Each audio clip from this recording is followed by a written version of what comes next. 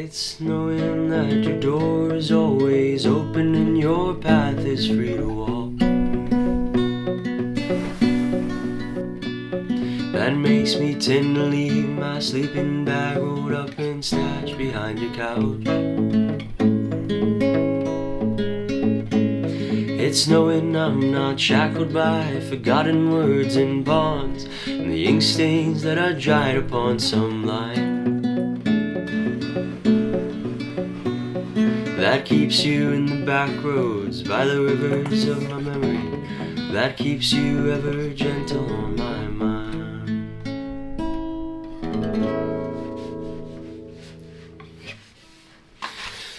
A good cup of coffee is one that...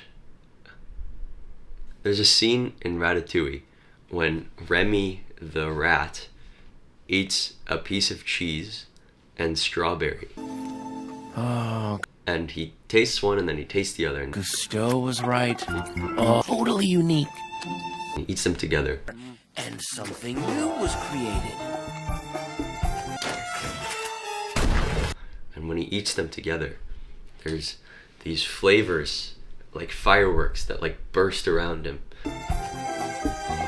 And you can see the flavors interacting and you can hear them interacting. And when you take a sip of a good cup of coffee, that is what it's like. And when you get to the end and there's no more coffee in the cup, you're sad. And to me, that's what contributes to a good cup of coffee. And today, I'm going to make a good cup of coffee and tell you and teach you what goes into making one. Yeah, let's go. You will not believe what I had to do to get this angle. Anyway, to make a cup of coffee, what you're going to need are some beans. This is personal preference. I've done this before. Don't let anyone tell you what you can drink. I have dogged on my friends before for drinking community coffee, but if that's what you like, I mean, go for it. But these are some beans I got from Proud Mary's. It's a place in Austin. It's pretty famous, and they're very good. The next thing you will need is a grinder. This is arguably the most important part of your brewing arsenal. This is what gets the beans from being whole to being not whole anymore, in a specific size. So get yourself a grinder. Next, you will need something to brew your coffee in. This is a little thermos. Yeah, that's it. And next thing you'll want is a scale. A lot of people are like, oh, why would I need a scale? It's like, I'll just eyeball it. I use a scale because it's easier to get exact measurements that are repeatable, so that you can get the same cup of coffee every time. So I would use a scale. And the last thing you need is your brewer. And there's so many options for brewers, but I choose to use the V60. It is the definition of old and reliable. It always makes a good cup, and it's easy to manipulate the flavors the way you want. Oh, I did forget something. You want boiling water, preferably a gooseneck kettle if you're making a pour over. But yeah, I'm gonna let this boil over there. Now, in terms of the brewer that you're using, you can use any brewer that you want. I have right here the French press. A lot of people dog on the French press. It's not that bad. Arguably, immersion, which is when you have the grounds and the water kind of sitting together, and then you eventually strain them out. There's an argument for why it's better than percolation, which is when you just pass the water through the grounds. But that's another issue. You can also use something like an AeroPress. I've made probably hundreds of cups of coffee in this thing, and it's a great brewer, but I'm gonna use a V60 for this one. As a quick aside, I'm not going to be mentioning espresso at all in this video because it's a completely different beast than most other techniques of making coffee. But in the future, I'll probably make a video on it. Let me know if you want me to, but back to the video. The first thing you want to do is weigh out your beans. So get yourself something to weigh in, and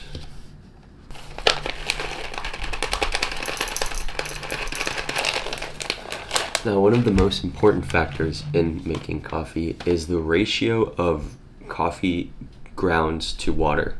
And this is determined by your roast level. So this coffee is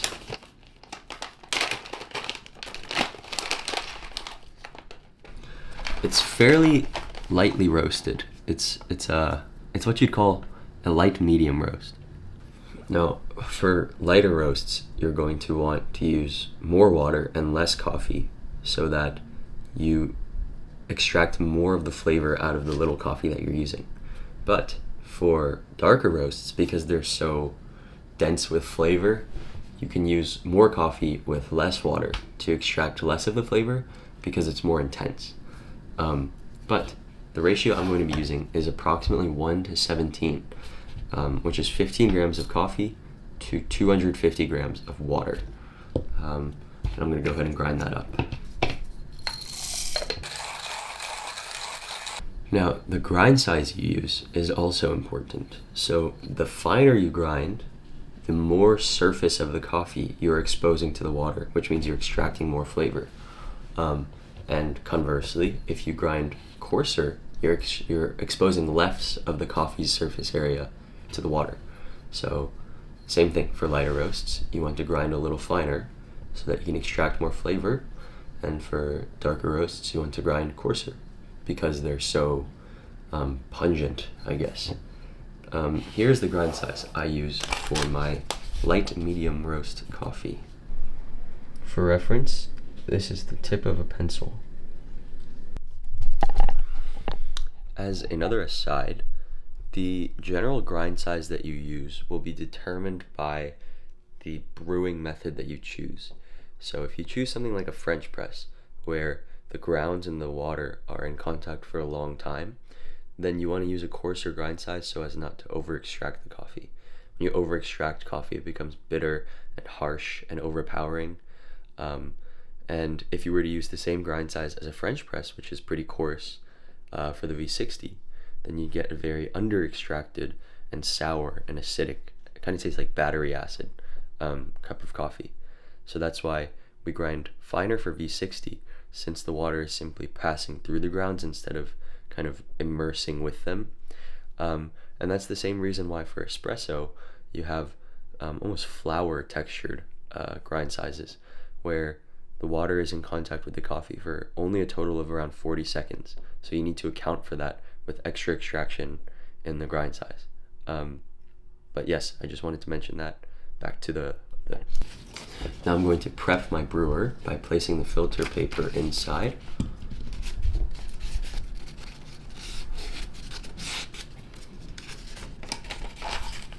And then giving it a rinse to preheat the actual brewer and to make the paper filter stick to the actual plastic part.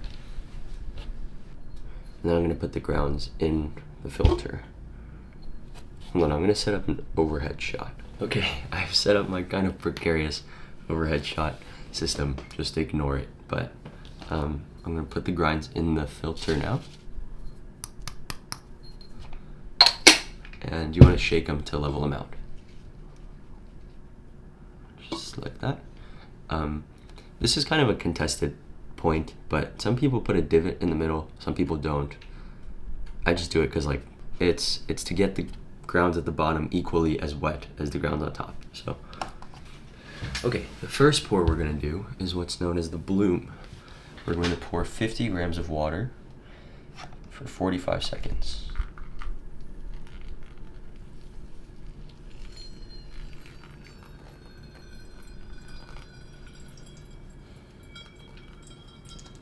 And give it a swirl.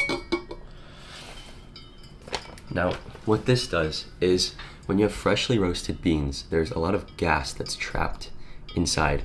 And so by allowing the gas to first escape in this first pour, we're making sure it doesn't interfere with the rest of the brewing process. Usually it's about 3 times the weight of the coffee, and you let it sit for about a minute or 45 seconds. Okay, so now we're gonna go ahead with the first pour, which is 50 grams in 15 seconds.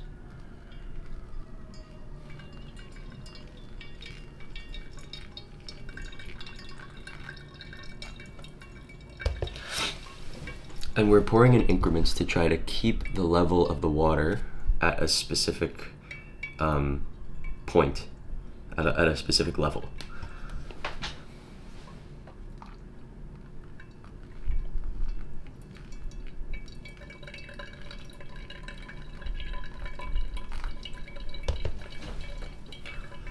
The temperature of the water is also a factor in how much you extract from the coffee, but generally for lighter roasts, you just want to stay around basically straight off the boil. Maybe for darker roasts, you can go down to 95 or 90 Celsius, but you know, for most things, you can just keep it straight off the boil. You don't really want to adjust the water temperature too much. You're better off adjusting the ratio of the dose or the grind size. Here's our final pour.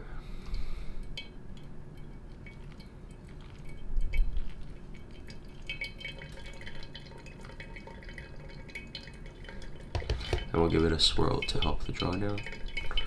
And now we just wait. Now, I keep my settings, or like grind size settings for each coffee in this pocket notebook. I still use my pocket notebook. I'm gonna make a follow-up video. But this is the Proud Mary one that you can see I have all the stuff written down for. Yeah, it's very helpful because you want a reference to go back to, because it's easy to forget. But this is finished drawing down. I'm gonna go throw it away and I'll be back. Okay, so I've got a cup now. I'm going to pour the coffee into the cup. This is the coffee we have just brewed. It's beautiful. It's a little light because we used a medium light roast, but it's clean. There's no grounds in it, which is good. It smells good. The smell is very important.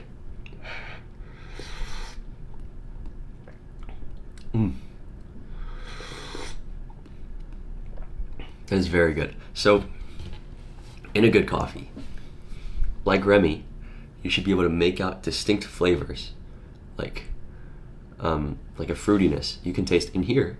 I taste specifically. I actually taste kind of like a caramel and a chocolate, but then there's also kind of some fruity thing. I don't know what it is, but they kind of come together, and it's like if you've ever had like chocolate orange flavored stuff, it's kind of like this. And so each coffee will yield different flavor profiles, and that's the specific one of this. And different brewers will give you different flavor profiles too. A French press tends to be more rich and dark and bold and big-bodied, while an AeroPress will tend to give you a more clean and nuanced and very filtered cup. I love the V60 because it tends to give you the most separation between flavors, and it gives you a very complex cup. But that's what a good cup of coffee should be like. And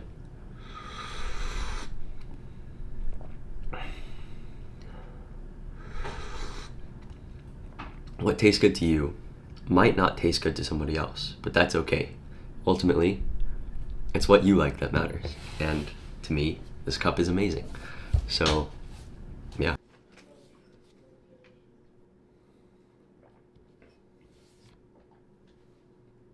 Ultimately, a good cup of coffee is any cup that you get to the end of and you're sad after it's gone. It doesn't matter how it tastes to other people, but if it tastes good to you, then I mean it's a good cup of coffee.